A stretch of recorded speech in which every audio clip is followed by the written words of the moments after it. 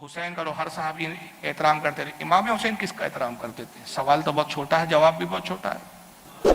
हाँ, इमाम हसन, माशाल्लाह, हुजूर का तो विसाल हो गया था ना, अपने बड़े भाई इमाम हसन का कितना एहतराम करते थे, कितना एहतराम करते थे। ये हदीस पढ़ा था ना, खुदा ही कसम आंखों में आंसू आ रहे थे। देखिए, खानदान में नाइत्तेफाकियां होती है, बात होती है, भाइयों भाइयों में इख्तलाफ होता है। इमाम हसन और इमाम हुसैन में शकरंजी हो गई। शकरंजी कहते हैं मामूली किसी बात पर नाराजगी, किसी मामूली सी बात पर जब नाराजगी हो जाए तो उसको क्या कहते हैं? शकरंजी। ये उर्दू का अदब है। इमाम हसन और इमाम हुसैन में शकरंजी हो गई, नाराजगी हो गई, दोनों भाइयों ने एक दूसरे से बात करना बंद कर दिया।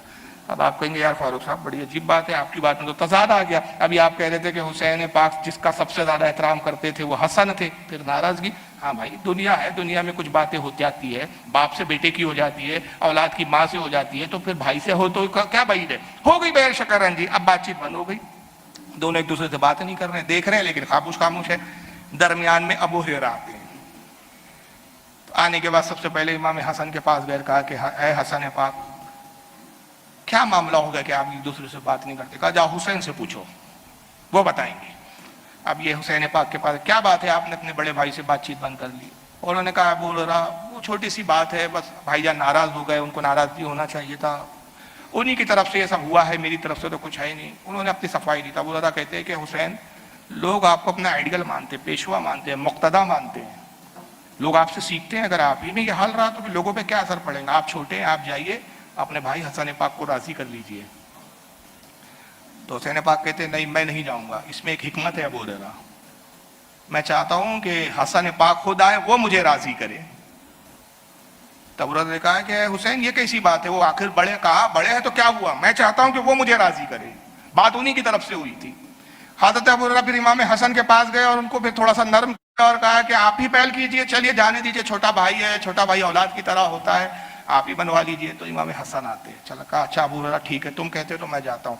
जाने के बाद इमाम हुसैन के पास आए और उनको राजी किया। कहा भाई हुसैन, जो हमारे बीच है उसको खत्म करो, चलो आओ गले मिल लो, ये मिल लो। और उसके बाद भी पूछते हैं कि हुसैन तुमने ये अच्छा नहीं किया, खैर ठीक है बात खत्म कर दी हमने, लेकिन तुम छोटे हो, तुम्हारा काम था कि तुम आते और हमें राजी करते।